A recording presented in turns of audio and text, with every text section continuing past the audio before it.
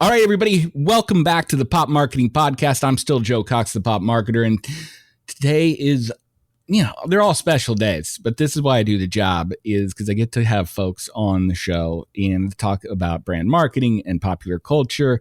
And today, childhood memories and Japanese dreams of things I didn't even know were Japanese at the time. We're going to be talking Voltron. And we're going to be talking about video marketing for brands. And it's up to you and I, Jeremy, to make those two things come together like robots coming together to form a even larger robot. Jeremy, Corray. I'm going to say Corray. It is give it a little flair. Corray, we like it. Yeah. Corray. It's so good to see you again. We met here right in my neck of the woods not too long ago, and were introduced. And we talked about Voltron for a couple hours, and childhoods and Midwest and marketing and brand marketing over a couple beers and a couple hours. And I was like, dude, you got to get on this show. So I am so pumped to have you on here. How are you doing today? Well, thank you, Joe. And let me say, the expression "brother from the same mother" might be mapped here. And it's strange how our careers and ambitions have crossed and all come together like Voltron. And so having seen the pedigree of your guests on this show and just having cyberstalked you, this is going to get geeky. Warning, full ahead. It's going to get geeky. It's going to get fun.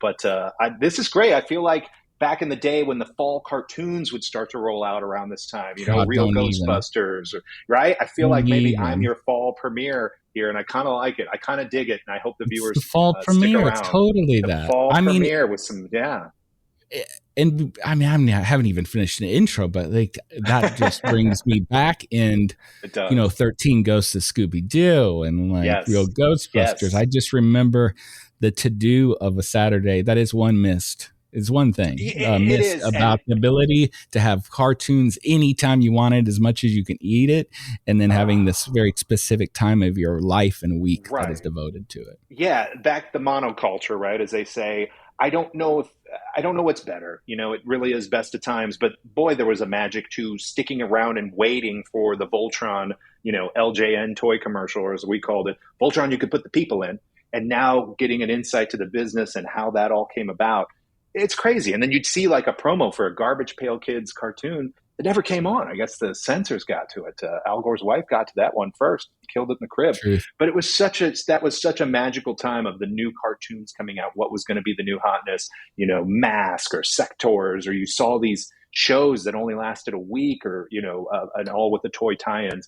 And then, coming up soon would be the JCPenney Christmas catalog, where you'd thumb through that thing and look at all the toy spreads and just imagine the wish book, right? Or Sears. So anyway, and look at it over and over and over again, because it's all I had. It's all my, that was the internet. That was my connection to those things. And it forced you to have a pretty good imagination. Like it forced you, because you only had one picture of the Batman playset, and that was all you got. Yeah, yep, that's it. So we're going to get into secrets of Voltron and video marketing. Keep listening, folks. Keep watching. Joe and I are going to chop it up, and it's going to get super nerdy. Yes, it's going to get super nerdy, and in marketing and in popular culture. It's like this. It's what this whole show is about. And I like to say, Jeremy, EVP for Coolfire, Studio Coolfire, and in St. Louis, Missouri. That's right. And very cool.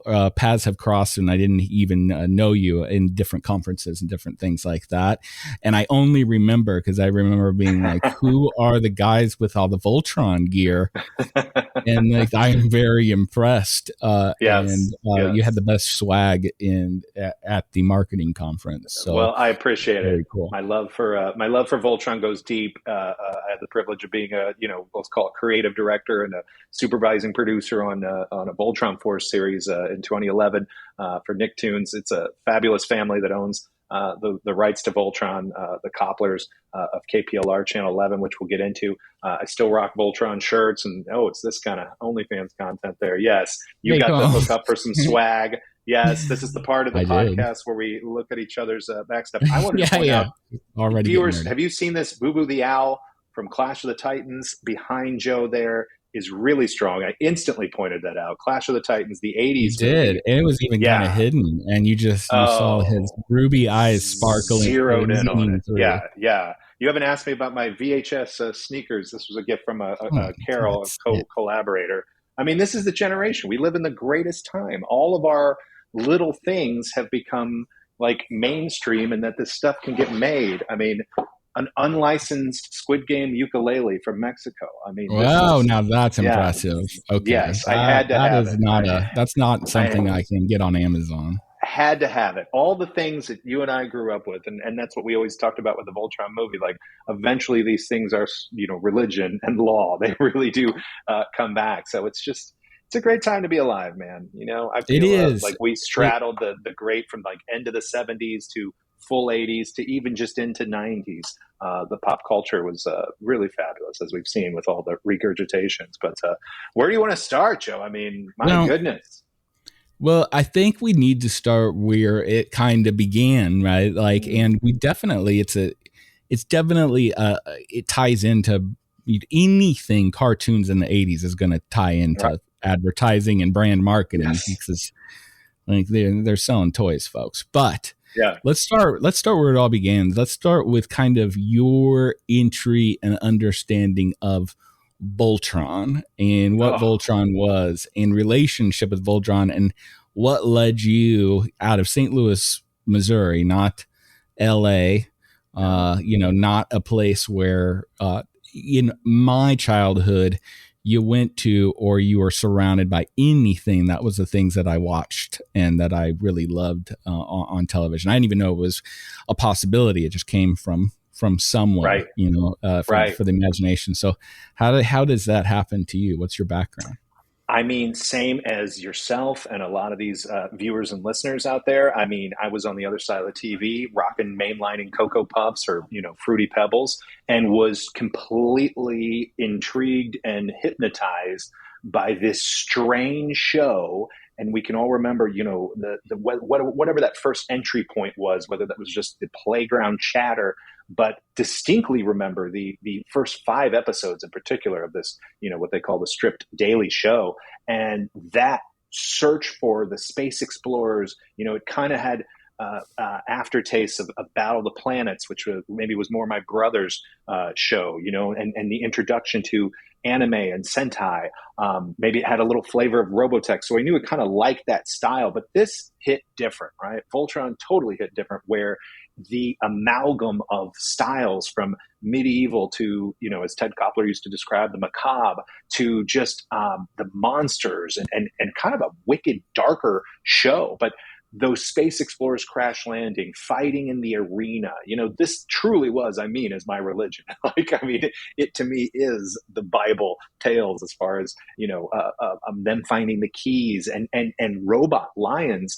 I don't think a Sentai series has broke through like that. Maybe globally Messenger, or the closest maybe we had was something like a Robotech. But the simplicity and beauty of it, you didn't appreciate till later when you can maybe articulate that stuff. But like many kids, it was glued to the next showing on 3:30 on Channel 11 KPLR, which would come to find out was the mothership station of the series. So I experienced it like everyone else, and went out to my BMX and wrote, Black Lion, and imagined I was, Commander Keith, and probably Princess Allura was riding shotgun. Who knows? So just as enraptured of that forming of Voltron, and it's still so burned into my memory. Those, Robeast battles and Witch Hagar and, King Zarkon, and only later you appreciate all the censoring that went on, and it kind of made sense when the original Blue Lion pilot Sven went down because of Hagar's cat Koba there. I mean, that was like, what? We hadn't seen that in a cartoon before. And, if you watch Beast King Go Lion, the original Japanese material, I mean, he did. I mean, like, he is in the coffin. So many of these things I think still filtered through to us. And then the toy itself was such an extension of the series. And I know, Reagan era deregulation and a lot of that stuff. But gosh darn, Joe, didn't we enjoy the hell out of it? I mean, it was the continuation of the narrative, except out in the backyard. And that toy in particular, the Matchbox toys, just the durability of the die cast of it. And you could play out, the message of Voltron of coming together, because let's face it, we all couldn't afford, the entire Voltron. Maybe some of those kids, listen, we're always going to go hang out at that kid's house, play his Sega Master System and the Voltron. But whoever had the Black Lion, you had to come together to form Voltron. That's still, I say, one of the top 5 toys of all time, and a magnificent, memories of coming together. So I don't even recall if I had maybe a couple pieces of the Voltron. I think I even had, vehicle Voltron, to tell you the truth, maybe Air or C Team. So like many folks, it was from the other side of the television, and little did I know I'd get a chance to, be a small part of Voltron's narrative itself. So yeah, there's a whole history behind it, Joe. We can get into that.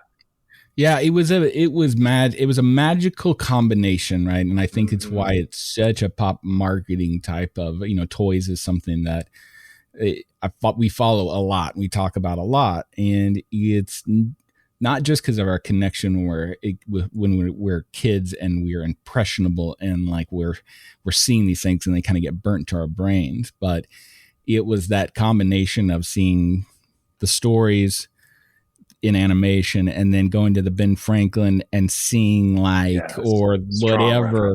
store you would go to and see like the toy and comes to life. They had like no toy ever before or after. It had weight. I mean, it would do some damage to you, right? Like it was it home felt security device. It felt very robotic, and the design was something nobody'd really kind of seen. And then you have technology and animals, like you were saying, and it also had the point of collect them all, right? Like it was, Pokemon definitely juiced it up, as we went into the 90s, but it was that kind of first that I can remember of, you have to collect different pieces in order to make the whole. And so genius on the side of creativity and genius on the side of storytelling and giving people stories in a new kind of way we've never seen them before.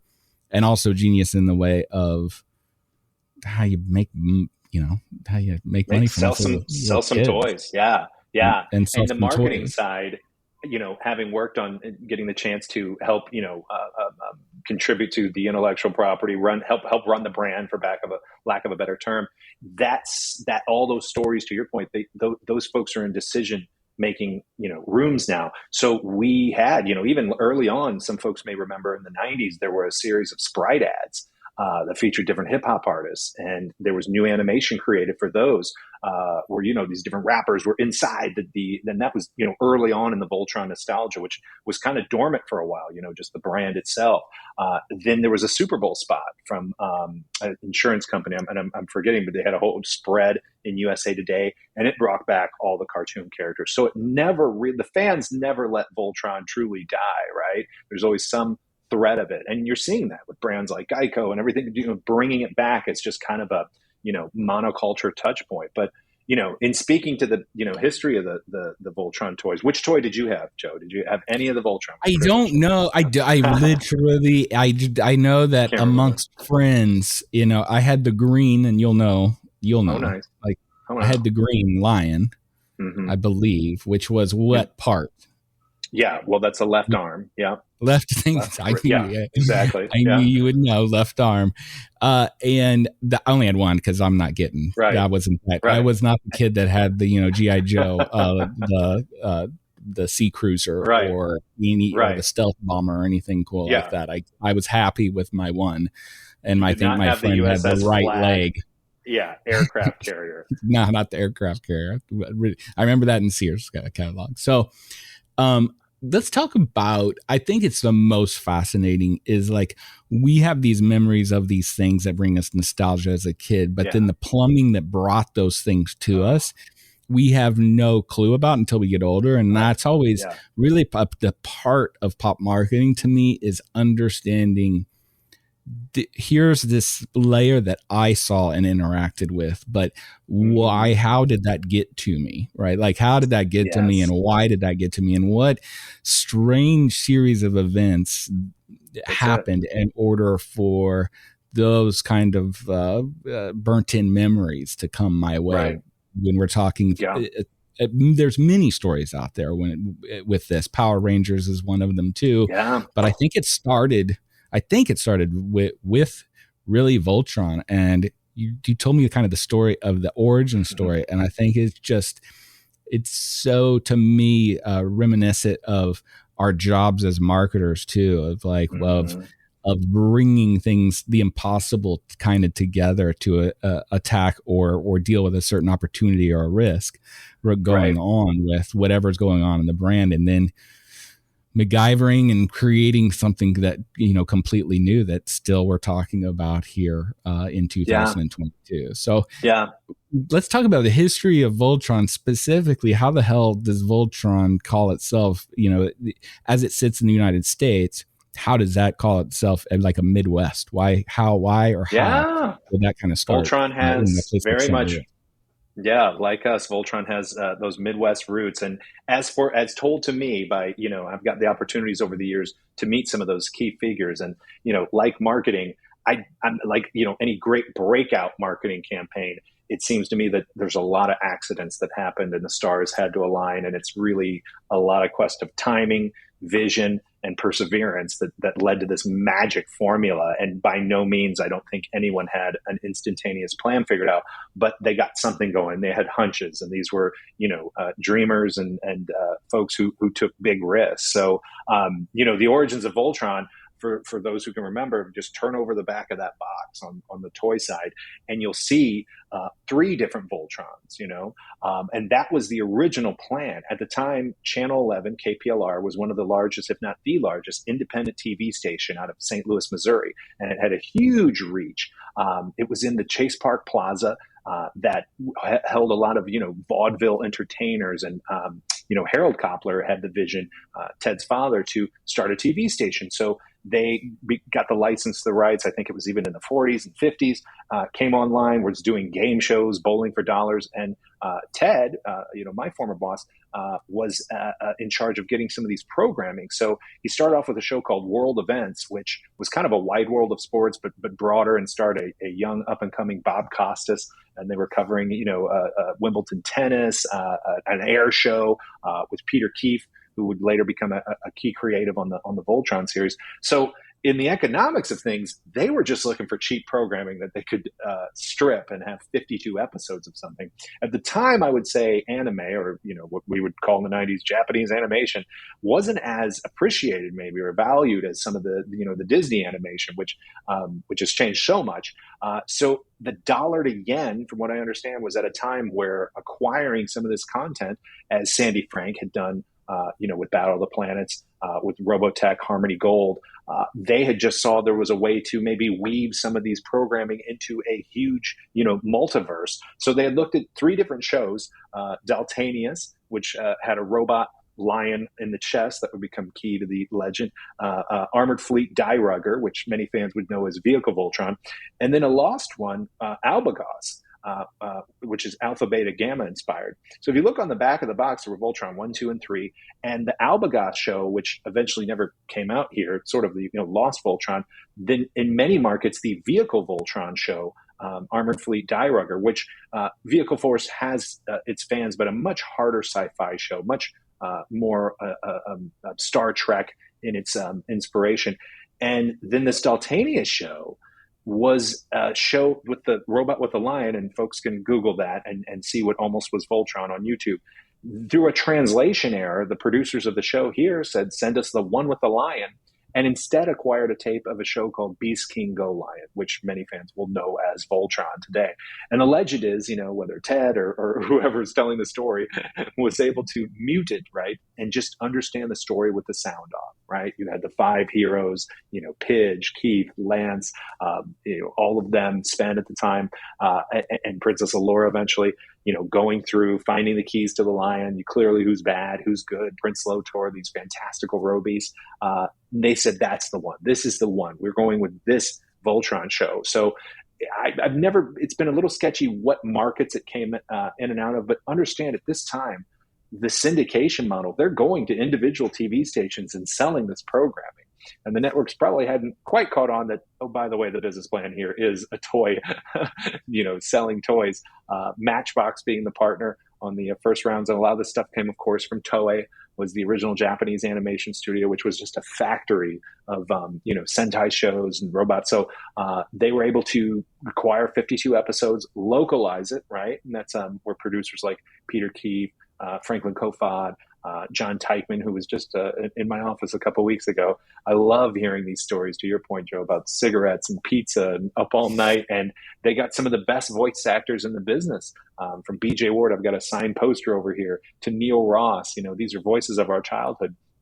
To lay all this stuff down, and writers, I'm sitting there like Mark, and I'm forgetting Mark's last name, but sitting there and writing all of this stuff out, and trying to figure out the timing. So through labors of love and just a lot of sweat and hard work, and one of the first stereo cartoon shows is how Voltron came together. So it was a huge risk. I would hear tales of them going to MIPCOM in France and renting out, a boat, and showing people the Voltron cartoon and showing off the stereo sound and kind of early cuts, and, little creative decisions, from calling them space pioneers or space explorers. And, Peter Keefe was a very vibrant personality, and definitely a big kid at heart. And so I think between, that team and all coming together, and of course the famous theme song, that Peter did, it's just an amazing, amazing show that it's kind of a rite of passage among many fathers in particular to pass on to kids. But it's a transgenerational IP to form your marketing buzzword bingo there that has happened there, and it's really huge hit there. The season 1. Do you remember watching the cartoon, Joe? I do believe I remember watching the cartoon. The toys were way more part of that. Mm-hmm. I absolutely, because there's really nothing like that was like the first introductions, right? So you knew something was very different, right? Just the looks of it and just the stories they were trying to tell. And I think I was amazed by how much chop shoppery was done. I mean, you're saying that they had kind of bought. You're saying really like, hey, they needed content. We people needed content. These independent networks, everybody is starving, right? And at the time, especially, we don't have the content that we have today, right? Like, where can we go to get content? It wasn't because these guys, and correct me if I'm wrong, it wasn't because they were giant fans of Japanese animation. No, it was considered inferior. These were because Disney. They were looking for a product, right? Like, how do I get cheap content that's going to be able to, that I can get in front of these networks, them to buy us off. Yeah. So, and that's what they did.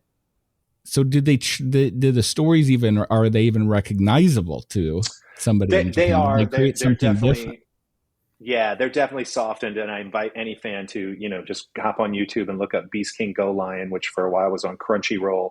And let me say, once you go Beast King Go Lion, you never go back. I mean, it's watching Sesame Street by Tarantino cut, and it's amazing. And I love all the that this was a show for kids in Japan, but the lessons and the moral things. You've got, Commander Keith beating himself up over, Shiro's death, and like, why did he die? And it's just fascinating to see this like, whoa version of all your favorite childhood heroes. And for a while it was a debate, even internally at World Events Productions, named after the first show World Events produced. That's why you saw it at the end with that creepy logo, that creepy audio mnemonic, right? Which I insisted that they put back when we did the new WEP logo. Yeah, like it just was this like signature thing, right? Like all the good 80s shows had, Sit Babuka Dog, right? And all that stuff. But yeah, they cut down a lot of those themes, the religious connotations. You would definitely get away with some things like, oh, good thing he's a robot, or she's sleeping, or take me to a hospital on Planet Ebb. And it's like, no, you watch it again. It's like, no, they've been decapitated. Like, it is rough, but it is totally thrilling to go back and see Beast King Go Lion. There's a Voltron convention, VoltCon, nice play on words there, that happens in October. And the fans, I invite anybody to check that out. As some of the original voice actors come up. I've had the pleasure to go there a couple different times, but it lives on. And I think they had an unexpected hit right? Where they were suddenly scrambling for a season 2 of content, but the originals Beast King Go Lion series had came out in 1979 in Japan, so they needed to find a lot of the animators and folks who knew how to draw for season 2, and found a lot of those folks in Korea. And you'll notice definitely a drop in quality in the animation between season 1 and season 2. And I think if any, marketing pivot that folks figured out later with Haim Saban doing Power Rangers, it was that theme, right?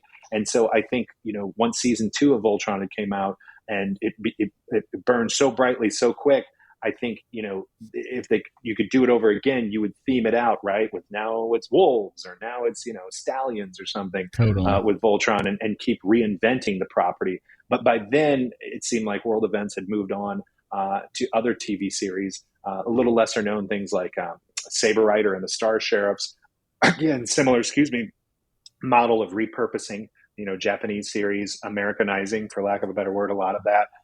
And then started producing original animation, such as Denver the Last Dinosaur. Excuse me. Oh, I remember. I Edit. remember Mm-hmm. Denver the Last Dinosaur. You remember the Absolutely. theme song, Well, I just and that remember is the song. another. Yeah. That's it, and that's become a pop culture touch point with that new Netflix series from the Saturday Night Live actor in it. So, I'll give you your edit cough there. But yeah, it's and then shows like lesser known Vitor the Starfire Champion. But by then the universe had changed, and there were starting to be the 24-hour and cable television cartoon networks and things like that. Literally, so it's a different world. But Voltron has always reinvented itself, no matter what property. I mean, having for a long time there, just getting the DVD rights out from under a Lionsgate. Not so ironically, it was Lion property was tough, and there was a live action movie tied up into it. So it was a real thrill to be at World Events for that many years and get to the chance to, there was always a Voltron movie script somewhere. Justin Marks, who wrote the Lion King remake and a lot of other fantastics. He did a script very early on. That was probably my favorite of all the scripts. So it's always going to be in some incarnation. And the good news is there's a Voltron for everyone, right? If you want to experience the original show, something like Voltron Force, which we did in 2011, which was a little more, kid accessible, up to Legendary Defender, which is, incredible animation from the team that did, Korra and Airbender. So it's fantastic. And I think, having kept in touch with Bob Koppler, now the son who runs a lot of the Voltron IP, the best truly has yet to come. And there's some really exciting stuff. So it's a good place to be a Voltron fan. Yeah. And very cool little piece of pop culture history, because it's just so now it's become almost an aesthetic, right? Like it has become just just how Japanese pop culture and American pop culture and how it's kind of crossed and come together. And I really think it's these things, and it's capitalism that brought these things together and ended up bringing it to a westernized audience, right? And it was something that we hadn't seen before, because in Japan it wasn't necessarily meant. I think a lot of times we would watch cartoons when in our childhood, and I'm like, okay, well, that's all I got, so I'll take it. But it always felt childish, right? And I think that on accident, even these cartoons, these animation, these stories, they felt different. It hit different because they were very adult. They weren't seeing us as the audience as kids. Right. And even if it was accidental, right? Even if it was accidental of like, oh, we got to kidify this thing, right? Like it is a little too serious and dealing with politics and religion and all these things. So we've got to kidify. Even taking all that out, we could still tell these are real stories. These are stories we're not used to or even supposed to see. So it was that really started it started that Western kind of flow of content, but also started showing us that, hey, I can come over here and get stories that are that don't feel like I'm being like adults making me into a kid. And you bring up a good point as far as just, that stuff was filtered when we would watch it, Sevens Arc Sevens added to, Battle of the Planets or G-Force, pick your flavor. And then now what a great time when my son will watch, One Punch Man or My Hero Academia. Like it is unfiltered, and turns out kids can roll with some of those themes and crave those. And that's just the beauty Japanese culture that they instill some of these harder lessons early, and weren't trying to shelter kids from harder lessons of life, as it were. And there's always something good in there. So I don't know. I mean, not going to show Attack on Titan to my 6-year-old or something, but certainly there's something to be appreciative of. Like, they're not kind of dumbing it down, and maybe that's the best thing that's happened in the last 20 years, as far as even 10. If you look at the success of the Marvel universe, it's like, I always laugh, and OG geeks like you and I, like, there is an Ant-Man movie and it's #1 at the box office. If you would have told us 20 years ago, looking at Right. whatever, darkhorizons.net or all these movie sites, like, it just seemed like such an impossible dream that any of these D-list characters and IP would have their day in the cinema. But yet here we are, and I know Voltron's definitely due for for some sort of live action movie. I know fans can't wait. So there's good stuff happening. But and to your point, it wasn't the only game in town as far as just things burn so bright, whether it be Thundercats, right, Silverhawks, or gosh, Brave Star, from the makers of the He-Man and the Masters of the Universe, which was kind of maybe the first of the Reagan era. Let's Toy. go 52 episodes. Yes, toy, definitely. Knowing the history of that with around Conan the Barbarian and things, but just burned so bright. And I loved when we got to work with Mattel on the Matty Collector series, being able to go into a room with all the He-Man live action movie inspirations and things. And they were even honest about how that is an intellectual property. Like, it's a caveman in space. Why do kids care? So it was interesting to see the recent relaunch and see things that, they assumptions, and probably smart to do, like, let's do a series for the OG fans, kind of anime inspired with Kevin Smith and things. And then let's do something for kids. It's a little more, muscle bound, but all that stuff, as I learned at Mattel, from there were psychologists on staff, right? They would talk about how once kids turn 9 years old, they're into video games and gone. So you saw action figures in play. I feel like you and I, Joe, played with action figures probably well longer than we should have. Totally. But that's what it Yeah. was. The electronics weren't as ubiquitous, as it were, and had action figure collections and narratives in our head. And I remember distinctly running a TV station in my head, like, oh, okay, from 3:30 to this, I'm going to play that. Then from 4 o'clock. So all these memories really were, Channel 11 bumpers and things. So I think that influences a lot of our work, even in the marketing world. It always does. I think that a lot of my inspiration and a lot of my ideas and everything comes from that kind of closet of when I was a kid, and I've kind of got it all kind of locked in there of those kind of feelings that I got, and the hype of something, and anticipation for something, and kind of not letting everything go at once. And I think this is what it gets into, transitioning to, cool, you had this chance to be a part of this thing when you were from a kid to a young adult, right? Like, you're getting into it as an adult and getting into your career, and you get to kind of see the behind the scenes, what really happens, how did these things come down, and talk to those people.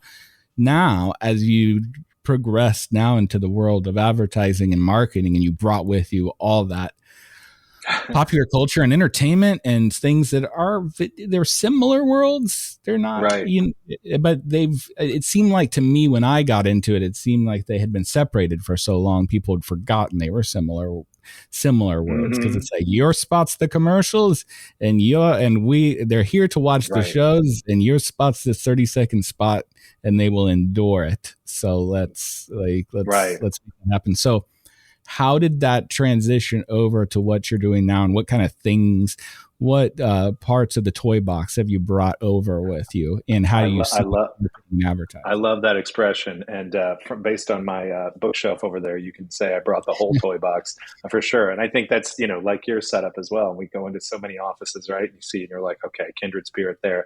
It's funny. Voltron's always followed me wherever I go. In fact, in college, being down there at Southern Illinois University at Carbondale, ran a student TV station. And one of my ideas was Saturday morning noon tunes, cartoons for hungover college students. And so I remember calling World Events Productions, and they sent Voltron tapes on 3/4 inch, as you know, running your student TV station. And that was like a big get, these 3/4 inch TV, having that as a as a program on Saturdays. So that always followed. And coming out of school, wondering, I remember asking, Mom, what does St. Louis have but Voltron? And through a on-camera audition for a NAB hosting gig, I believe it was, I landed there at Koppler Communications and knew that they had Voltron, and had done editing, had been doing a lot of backyard zombie movies with the date in the corner, editing VHS to VHS with Street Fighter 2 sound effects put in. So always, yeah, right, exactly. You and I from talking, yeah, we get that stuff, editing on 3/4 inch, and always doing short films and content. Somewhere there's a tape of a live action Voltron movie that my friend Rich and we put together. So it's always was in that dream list. But yeah, ended up there at Koppler Communications and working on. He had a technology. Veil, which actually was a kind of a spinoff of that, was the old Captain Power TV show where the TV would interact, with the ship. So a lot of that stuff was sort of pre-smartphone, device connectivity to a television. So got to go all over the place with Ted with that NAB. We'd have a Game Boy demo with a Voltron video game being played, and the different parts of the show would affect the on-screen action on your Game Boy. So a lot of this stuff was ahead of its time, but slowly I weaseled my way. Tiffany Alardi, who was managing director at the time, started helping them with DVD authoring and, finding some of this Voltron history, doing some of the supplementary materials for the, DVD bonus features with Media Blasters. So it was a dream come true, going to Comic-Cons. We actually got the Voltron mascot suit all created and, got to go around in that. And again, meeting with, the movie folks, the toy folks, THQ, really got to live a dream. And while they're just in IP development, started doing online research about digital distribution, had always known the Coolfire folks from their awesome Halloween parties, and had helped, I think I showed up in one in the Voltron outfit. And Coolfire president David Johnson and I are friends. Jeff Keane, the founder, Steve Lubert had been doing television shows for Coolfire. So it was a natural next step to come over and help them once the Voltron series wound down, a Voltron Force. And, DreamWorks at the time had acquired Classic Media, who had, was our licensing agent at the time. And so I knew that once, my time was done on Voltron Force, that what's another goofy white guy in the room going to tell, the makers of Avatar: The Last Airbender to do.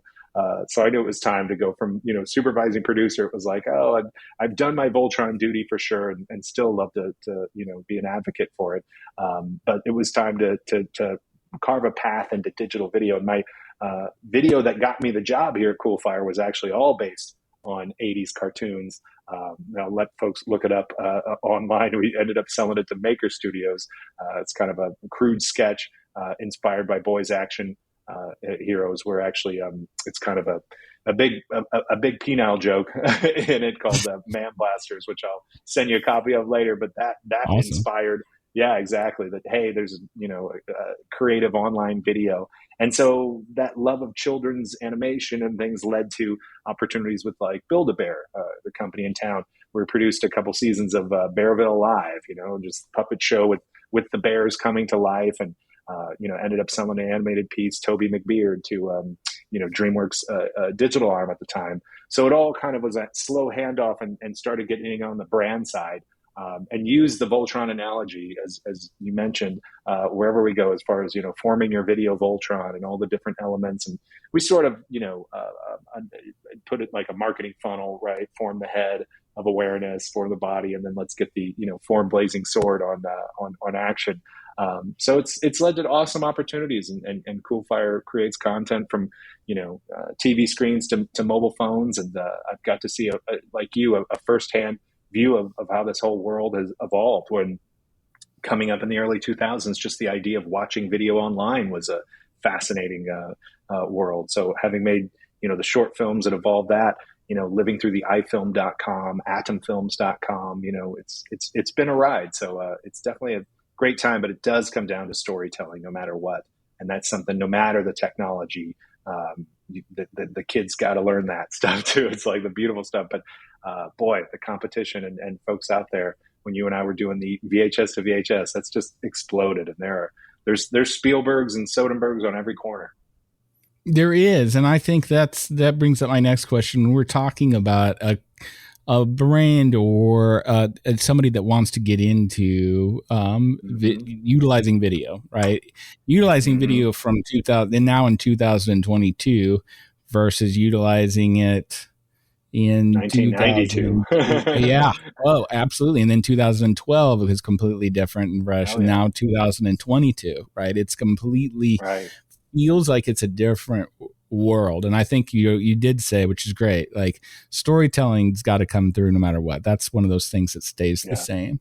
What do you see is like the biggest kinds of shifts that we've seen that would allow people to consider video marketing when maybe they hadn't before or Yeah. didn't think that it was touchable by them, right? Yeah, I think the biggest difference is, yeah, and I'll clichély hold this up and say, like, we are all so empowered as consumers now that even just saying the word consumers, like, just like hiring now has shifted where you're the company selling the worker. No, it's not the other way around. Like the engagement and intimacy that a brand always promised and always acted like, but maybe really didn't want it, they wanted to control the messaging is gone. The barriers are gone. And the smart brands know that they truly have to be, and I'll use a cliched word too, that authenticity and that connection. They can't fake it anymore. You have to be ambassadors as far as of yourself and really live the values and value of your brand, because it's no longer a one-way street where you're just blasting out what you think is your brand and what you think. Like everything we do now has a broadcast component to a longer tail digital to what is that call to action, and how is all of this stuff going to work together like Voltron. So we really do use a lot of that analogy. Obviously we're big on video, but far from snobs on what works and what doesn't.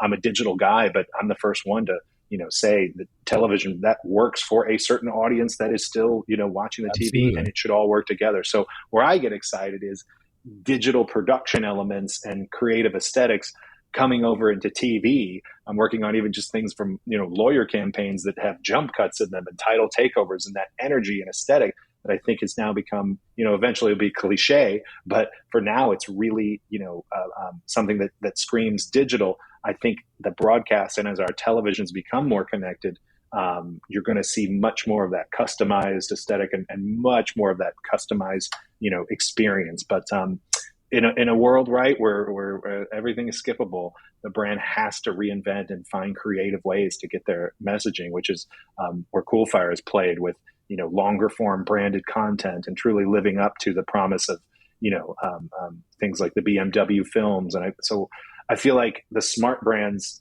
are either working with a production company like Coolfire, and how we position ourselves really is that social video strategy element. We believe it's so important that you've got to have that covered, or else have folks in house who are producing that kind of content at a clip that can truly drive engagement. And you see a lot of the younger companies understand video content marketing, so produce that stuff. So yeah, it's been awesome. A local law firm, Brown and Croup, and we were able to really re-energize their entire social. And you hear the words law firm marketing, like, oh my gosh, certain images of lawyers screaming behind green screens. And that's true and still happens. But a guy like Ed Herman, who we met in the initial room, and he said, this guy's hilarious. He's like Larry David meets Paul Giamatti's St. Louis, had a real POV, really was looking for an outlet. We've created this digital star with him regionally, where Ed Versus, the series we do for bctv.com, has become a huge hit, where he talks about everything from food to, who's the real villain in Home Alone to how many laws does Batman break in The Dark Knight. So much like you, Joe, it is that like pop culture fusion into marketing, and has been a big hit. They do a food series, Three Lawyers Eating Sandwiches. So that's been a fantastic, pre-COVID, who would have thought eating sandwiches was a civic duty, but they're up to the task. And the connection they have now with the community of folks coming up to them. And when bigger law firms, who claim to be local move into town, they have that. So, it sounds cheesy, but brands have to live up to the promise, because there's no more walls anymore. And the smart ones really, make programming and make video and telling their story. And I'm work at a production company that does premium work, but even if it's shot on an iPhone, something to get yourself out there, because brands don't care about you. they don't care that, I'm sorry, people don't care about brands. They care about themselves, And and it really is like, what have you done for me lately? But I don't think it takes much, Joe, right? A little bit of humor, a little bit of humanizing, the bar's so and low. The bar's so the bar's low. so So low. it's Just show me a it's a little great bit. time. It And I really would is. say this, I was so impressed when you were like, hey, here's some stuff that we've done, sent over the link. And then you said, yeah, when I was a kid, I was like dreaming of putting together my own TV studio. And it's really, or TV Yeah. station. And it's really funny because the Brown and Crouppen work, which everybody has those local lawyers. It's like Yeah. every city, every Yeah. place knows them by name because we've known it from our Yep. childhood up of these places because everybody needs a lawyer. So at some point, Eventually. and and they're advertising billboards and everything and yellow pages back in the day. The Yeah. question for me is, it kind of is like, oh, you did make a TV station, like you made a TV station for them, right? Like they have Yeah, different, it and is. you can do that through the power of YouTube and through the power Yeah. of like the kind of omni-channel kind of world that we're living in where everybody can be connected to different pieces of content at different times. My Yeah. question is, the question I always get from marketers is, how the hell am I supposed to make that much content? Like, Right.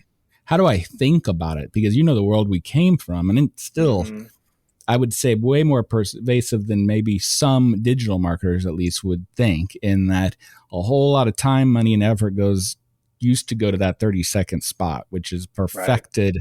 And you're going to LA and you're going to a studio, you're working with a director, and there's director Mm-hmm. chairs that have the names of the clients on the Yeah. back. And those are still awesome. It's still great. There's That still a is place for a that. thing. There's still a place, but it's so unattainable from regional brands, from most brands that are just getting up and started, but they know how powerful video is. It's like, to inch out or get out that much content, what would you tell a brand? It's like, you kind of need, you had said, hey, you need a partner or you need to Yeah. be able to do that in house.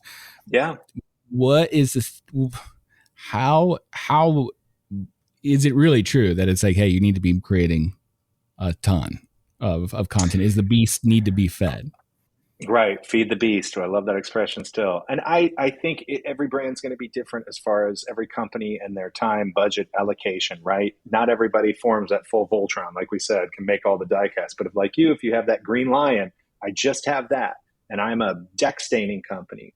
Yeah, I'm going to grab my phone and make sure I've got where I tell people to start, kind of say like Voltron, start at the legs, right? What's that foundational element where like, no matter what brand you are, and Joe Paluzzi and Content Inc. touches on this too, of like, what establish that authority and credibility, which is, we kind of categorize a lot of the content around law firms like character content, credibility content, community content. Let's just start with that credibility. And you're a plumber, and you're a whatever, if you're a plumber, you're doing just fine in high demand. You're that deck company, right? And what are top 5 questions, frequently asked questions? And get on that iPhone, and sometimes that scrappier content performs better. We hear all the time from even our big agency partners, it looks too good. Let's, make it scrappy. And to your point, there's a play for the bigger premium shiny content. But jump in there. What is that authority? What is that connection? And ask for that authority. The best special effect I can make you is the human face. We still are so tied to that, and that's what we cracked open, with a lot of the Brown and Crouppen stuff. That first 6 seconds. What is that helpful? How can you think of your YouTube channel, or look at TikTok exploding with experts in services, whether that's psychologists or doctors, and they're there just sharing insights. What are you giving? What value? What are you just not talking about yourself or making these assumptions? Like, give me a nugget. Give me a nugget of something. What nuggets do you have to give out there, right? And then as we go up Voltron, right, I think of the torso and the arms, and maybe that's more what YouTube used to call kind of that hub content, where what's things that you're making for the tribe that your audience is into, but it's not such a hard sell. What's that travel series that you're putting together where whatever your chef that is at your restaurant is bringing in other chefs and they're doing like a cooking series? What's that thing that's a little more entertainment, right? And then finally we get to Voltron's head, and what is that broader awareness play that you're doing where you're chopping up things and running ads if you can afford to form full Voltron and have a multi channels. what are those, 6-second ads that you can run? What's that paid media, right? That's the blazing sword behind all of it, where you're not just putting up content and hoping somebody watches it. But no matter what the budget, if you start and make it a priority, and perhaps there are people in your team that you can deputize and say, in particular, young folks know, I tell all the young people here, it's like, I'm aging out. Like, no one's going to believe that I have a great TikTok strategy. Like, we've got to learn from the folks, who are living this on the front lines, and the rules are going to constantly change. And us, as we get older, and things that we valued in it. But I don't think there's a wrong answer to that. So deputizing folks, whether you're looking to hire people, we get a lot of requests for recruitment videos, deputizing people to film a day in their life, talk about what it's like to work at the warehouse, right? Because we want to connect on a human level, and folks, who are in the job pool now, they want a higher mission than just, oh, hey, there's free coffee and bagels every Tuesday. They want to know that that company stands for something. And I think that brands as well, what it's not just about, direct response, product benefits, stuff all the product benefits in one video. They even making someone laugh, that's a nugget. That's something, that's a value you're giving. And I think we all, I love funny brands. I'm sure you do too, and get, caught on Instagram or something. I think you're more likely to buy from a brand that makes you laugh. So comedy is definitely something, who knew lawyers could be funny? And, we proved that with Brown and Group, and they're special. And to your point, not every town lawyer, not every city lawyer is going to have a personality of an Ed Herman, but I'm doing things for Tim Miley in West Virginia. And his whole thing is Tiger Talks. And he happens to, be a rider of motorcycles and a lover of that. So it's about putting things out there that attract your tribe. And much like BuzzFeed has been so good at, making a video for left-handed people, but beyond that, it radiates and attracts more. So I think, to answer your question, it's like, no matter what the budget, making it a priority and getting some help. And let me say, as you and I both know, there are plenty of videographers and filmmakers in town. There's plenty of great, students. I think we've cranked out more directors and filmmakers in the last 20 years, more than lawyers maybe. And I think a lot of them are willing to collaborate, and they're digital natives, and they understand how this stuff. So I would encourage any brand to, they're always looking to punch up their reels. So even if you're a startup, but incorporating that into your video philosophy, because it's a land grab right now. And much as I, tell lawyers and other brands of like making that digital channel, making your YouTube channel, not just full of commercials, but truly, native programming that folks are going to watch is super imperative. Yeah. I wonder, and we talked about this a little bit too, of like that those lines too between, mm-hmm. We need video. So Betty can shoot video. She's got Betty can shoot iPhone. So we go out and we do it. And then there's authentic, and then there's almost like a stylized authenticity. Right. Whenever it comes to, no, you have to be able, and I think what it comes down to, as you said earlier, it's like the story's got to come through. We've got to be able to, too slick and too many people involved, and you studios and making it too much. Mm-hmm. People get that that's not real. Too not enough, where we have bad lights and garbled sound, and it just doesn't show like a value. I don't think I'm going to buy anything from that person, or I don't have that kind of. There's a weird trust thing. This looks sketchy. This looks it's weird. It's a weird aesthetic. It's a strange aesthetic, and I'm constantly captivated with how much that kind of has shifted, right? Like, who in God knows? I know how long my video guys fought it. It's like the switch into vertical video. Oh, like, I remember video teams that weren't even that long ago that were like, I'll never switch that over, right? Isn't and it's it fun? Yeah. The medium is the message, right? It's like the medium that it takes becomes this place where we create within the constraints or whatever of that is. And I think video it's not just one size fits all, right? Like it lives differently inside of YouTube than it does a TikTok inside of an Instagram, right? And I feel we need to know all of that. So no big deal. Yeah, or know someone who does. And I feel like even if a small company, you can start and say, okay, and YouTube used to have their Hero Hub and Help, which we, subscribe to and Right. help to brands. And I still think it's a good philosophy as far as like thinking of your hero video. And that's the one you want some good lenses for, and you want somebody who knows what they're doing. And to your point, maybe that's the video ad you see of the product where you're like, okay, this feels enough like I don't even want to say Apple, but not even Nike. Those are bigger brands, but something that feels at least like, okay, this is real. You've passed the crazy test, right? And then thinking of that hub content again, doesn't have to be as slick as that hero content. That hub content can be again something more ongoing. Maybe it's the owner again in the kitchen, whatever that passion point is, that passion content, tips, travel tips. There's so many things. Like what is that sort of lifestyle series? If you're thinking of your brand as a lifestyle, if we were selling headphones, what would that be?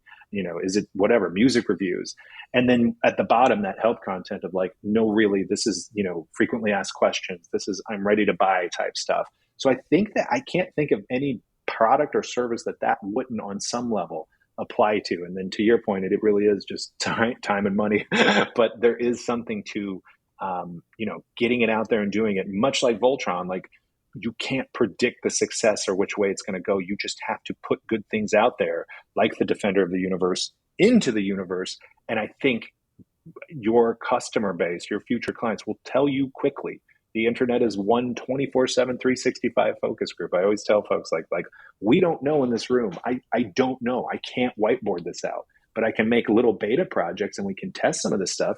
And if you and I, Joe, disagree on a messaging, why don't we make a minimum viable video, get it out there, A/B test, and slowly good things will happen. All the successes I've been a part of, Yeah. no one could have predicted some of this stuff with, Ed versus that he would be winning multiple Mid-America Emmys and, Golden Gavel Awards and things. But you bet on people, right? In the end, you bet on hunches. And I think we know more than we give ourselves credit for. It's just really the follow through and the dedication to do it. Yeah, it's hard. The marketing, it's a hard job because we're coming out of this place where it was bake it all in, make it perfect, and then ta-da it to the world. And then, everything was bought 6 months ago and you release it into the world. And I think the bigger thing is not how do I do video, but how does these mediums work now, right? Like what special powers do I have? Not that I have to keep up, because God knows we could all say, I have to keep up with these channels, or I have to need somebody. And yes, it's going to always evolve. Get used to it. Let's keep that way. The change is going to happen no matter what. The big thing that I think, we get to is like, I'm trying to put it into words, is that it's not the video itself and understanding video. It's understanding what the client is looking at in any certain, or what the consumer is looking at any certain time, or how are they utilizing these things, and what value did they have for people, and I can change these things up. I think that's the biggest thing I have to remind clients all the time. It's like when you say MVP, I use that all the time, not because it's a design thinking term, because I'm like, we don't have to have it right. We don't have to have the CEO put it down and say, this is the message, and we have one. We can play with it, and it's not going to ruin your brand. I get that a lot too. We have all these, I would say, bad habits, from technology and different things that were right at the time, like perfect it, make it look exactly how you want it to, and then release it into the world. And that's, to me, scary as hell. It's like, I much would rather be like, I don't know. So let's put out let's target it to a small, $1,000 buy, $500 buy to specifically the target we're going after, and see what wins. Right? Like, see, we change just this thing in this video and we'll see what performs better. And I don't now have to make these guesses that keep me up at night. Like, let's just see.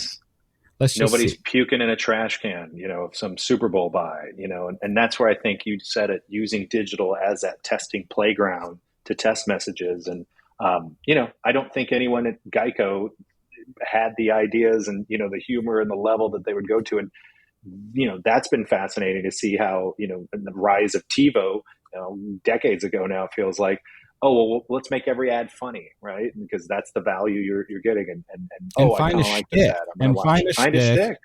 Or Yeah. like it's like, what is it? I always am like, commit to the bit, like Commit I to the think bit. that's the other Right. thing too that I have with clients is it's know when you have a win, Yeah. realize it, and don't just let it die. Because too many Yes. times I see really great stuff come out and then the campaign's over and it's like, all right, well, no creative brain wants to Right. do what somebody else did.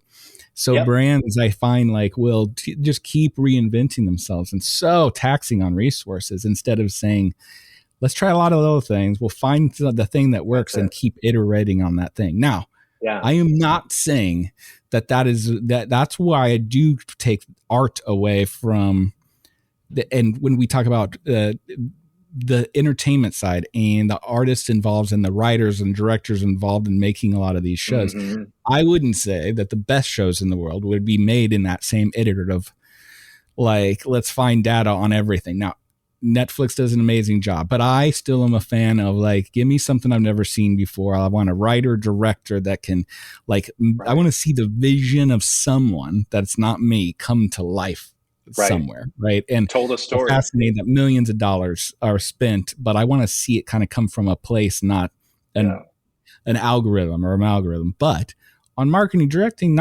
sorry. Like, we want to build based on our consumer changing wants and needs into the stuff that works. Would you agree of that? Like, there's a bad side that people kind of mix up, or that kind of bad taste of, like, this show was made in a room with, there was too many people at play. It killed the idea. You smell it. You smell it. I call it the bastard child, where it's like, not yes, negative connotation, but no one claimed, like, no one owned it. That's why the best stories are Vince Gill. Like, there was a showrunner. Who is your showrunner on your campaign? Yeah. Whose vision is this? And not just, yes, the compromise to death is almost worse than the big swing, the big miss. Give me a Crystal Pepsi, big swing over something that no one remembers, as far as exactly, right? And it's the stuff that just becomes so sterile and everything. And to your point, I think there's definitely ways to test, but at the end of the day, we hear a lot about humanizing. But is a brand truly brave enough? Is a company truly brave enough to humanize it? Like, I don't care if your founder isn't great on camera. I think there are ways that, just tactically speaking, build into when you're shooting your 30-second spot, get that extra day where you maybe, or that extra time where you're going to shoot some longer form digital content, asking them questions. It doesn't have to be, to your point, so buttoned up, so perfect. We say a lot around here, it's got to be 10% broken at least. And isn't that the fun about, a Geico ad things? You're seeing all the slick production, but it's just a little bit broken. Like, people want to know there's just a little bit to it to get their attention. So, and of course, I'm going to advocate for, working with a production company, or at least, having a strategist and yes, taking that money, whatever that is, from billboards or wherever, and really investing in that piece of content that could last for years, whatever that looks like, but whether that's a time or money investment. But work with folks. We tell folks all the time too, of, like, working with comedians. No matter what town you're in, there's a local comedian. Guess what? They're really good at writing for brands. Sometimes you can make that thermostat demo video, punch it up for those HVAC guys who are going to watch it, or whoever. There isn't something like there are resources in whatever market you're in, whether it's Springfield, Missouri, New York City. There are resources. Get with creative people. Don't try to write, oh, I'm not funny. Then don't. Then find a comedian. These folks, pay them $500, have them do a punch up of the script. If you're doing something live and in person for a sales meeting, like, there are folks out there. Take advantage of some of those right brain creative folks. Hire them, pay them, and I think that's where we've done some of our best work. Yeah, find your, first off, just find your story, because I agree. Like, I don't care what business you're in or how there is a story there that's Mm-hmm. interesting. You see it every day. So a lot of times you just need that outside kind of perspective on, oh, this is interesting. This doesn't happen to everyone. This part of our Right. job that we're just too close to. Yeah, it's a fun I could business. talk all day. We could I'm talk all day. sure. We haven't even gotten into some of the stuff that's going on now. But before you go, I did have one specific Hmm. question, because Okay. I Hit me. rarely get to talk like licensing, and Oh yeah. you're like in it, that you've been I in lived that it. world of It's licensing. And I great. think Cool. what kids don't understand, or what most of the audience, that's all been so behind the scenes. And to me, that's Yeah. just one more thing of why it's so magical whenever you see any of these shows or any of these partnerships or collaborations happen, Hmm. is because how many things just kind of had to go right for this thing to happen. And licensing is Yeah. one of those things where, absolutely more important now than ever before, in that licensing is that IP that you make, that creative IP that you make. And then licensing is you being able to hand that out, so people can, so it's not you having to make all this stuff. Like, somebody's going to make hats, somebody's going to make Yeah.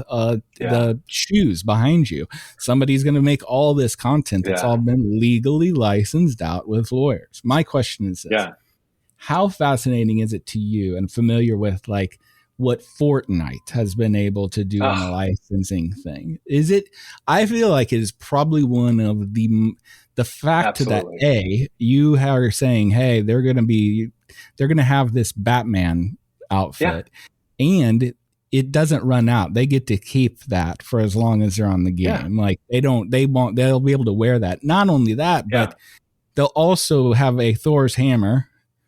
They'll be Hmm. wearing the Batman cape. They'll have the another thing, or a Right. weapon from Dragon Ball Z, Right. and they're all going to be mixed up. So is it not? Does it amaze you how the hell did they get all those IPs, like, to play in the sandbox together? And you just said it, and that brings us, bookend a thing. That's you can't control how your consumer, whatever you want to call a client, That's right. plays. And the mashup sandbox that we grew up in, we had GI Joes versus Transformers versus He Man and things. So Fortnite in particular has been such a breakthrough licensing, and Minecraft even before that touched on it, but no one's doing it better, I think, as far as Fortnite is of making these tentpole events and reveals.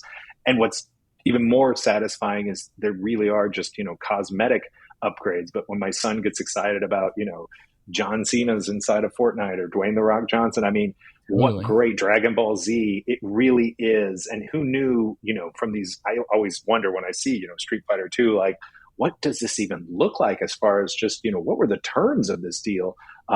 Did they even exchange money at that point? Like the license holder should almost be paying the Fortnite, like, for the exposure has to be ridiculous, but who wouldn't want to be in on, a slice of that revenue?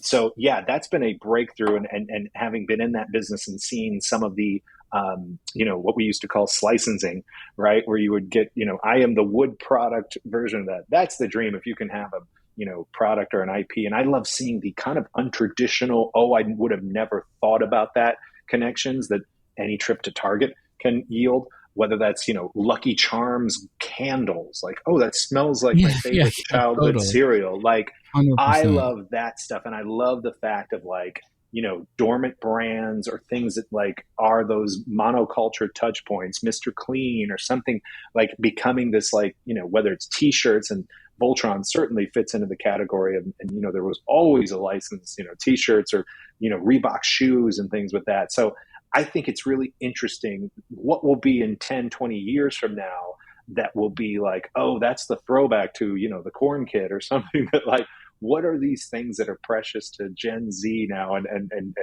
Gen beyond that, that will be valuable IP? Because you remember it was a dry time, like, back in the day. And so now that we live in a world where, Transformers movies and all these things that seem like no brainers, it is fascinating. But I love seeing things that are not even traditional entertainment properties become valuable license property. So it was a cool world, from the video games to the action figures and apparel and everywhere in between. But to your point, the whole virtual thing, and we got our taste of that when I was at Voltron with Xbox Live avatars, and having that. But Fortnite has taken it to such a degree, and now Fall Guys is following suit on that. Yeah. So I really think that world is super cool, and it's funny to see Fortnite action figures seem to be one of the only action figures, and I guess just off the brand. And I still have friends in that world, in the toy world, but it's fascinating, and certainly someone, even with if you've caught the next thing that you could say, I am licensing that, and twist it in the right product and right timing, could be a huge success. So I'm always interested where's the next thing? SpongeBob has been, my gosh, it will never die. It won't die. But it won't die. We were talking about it this week. Yeah. It's just like, it's still like number one with kids audiences from, from it to like 7 to 9 or whatever. It's still like, I'm like, oh my God, what is like it's unbelievable that everything. Like weirdly that weird mix, but it just makes itself even more powerful, right? Instead of sometimes like back in the day, the Voltrons, the Batman 66s, like the things where it was just everywhere and then just ran out of pop culture gas, right? Like, those are the kinds of things that I'm so glad to be able to talk to somebody like you, Jeremy, about, and to talk an hour and change about Voltron, and then kind of showing how we take that nostalgia, we actually work with it, and don't come out of that in a way where you're like, oh, my dream has been like, it's like, cool, I got to work on that, and now you get to go and make awesome stuff for people. That, to me, like, it is such an amazing time for content creation. And if we can break our clients, if we can break our consumers and out of all these rules that we were used to before, right? And out of your comfort zone, unfortunately, but out of the comfort zone, and really, finding those stories within your company. And as creatives as well, we have to get out of our comfort zone and realize, it is changing. And so to be open to it. So, and I think as creatives, we generally can spot value, even in something we're like, okay, that's not against me, but don't be a snob about it. It's okay. Turn the phone, shoot it for a little further. What framing can you do on that now? It's exciting. It's the palette can evolve. It's okay. Yeah, it's novel, and it doesn't, and it is tough. It is tough. And people, I always say, like, there's so many people out there that's like, hey, change is great. No one likes change. I'm somebody who's very adapted to change and know it's there. I still don't like it. It is. We are the most adaptable creature to change, yet we're the creatures that just, it's going to be a slog no matter what. But you know what? At least we can have a slog with, talking about cartoon robots and the insane power of nostalgia. And I can't wait to have you on again and talk a little bit with more stuff. Talk a little bit. Deeper. I mean, we'll just go a little bit deeper on so many things that we didn't even get to touch. But it was so awesome having you on. Where can people find you on the interwebs? Yeah, I'm mainly a LinkedIn kind of guy and love to post projects that we're doing there and engage with folks. So I'm an easy find on LinkedIn and an easy Google for other things. And we didn't even get into my reality show experience on a Steven Spielberg Castaway show in 2007. So lots of fun stuff. But yeah, Jeremy Corray on LinkedIn, connect. And I'm always up for talking robots and wrestling and everything in between of this love of pop culture. And we live a fun life, and now we get to share this stuff with our kids. And so it's awesome. And who knew selling out could be so much fun, right? Which that was really about, was buying the toy, buying the thing. Like, it's okay. Like, we all can have jobs and, do one for the meal and one for the real, as we say. So it's okay to have that balance. But most of all, if you're infusing fun and you're passionate about it, that'll come through. Jeremy Corray, thank you so much for coming on the Pop Marketing Podcast. Everybody, thanks for joining us. And there wasn't really a Voltron call. No, there is. It absolutely. We can say, let's go Voltron Force. Let's go Voltron Force. Later, Jeremy. See everybody. Cue the theme song. Thanks, Joe.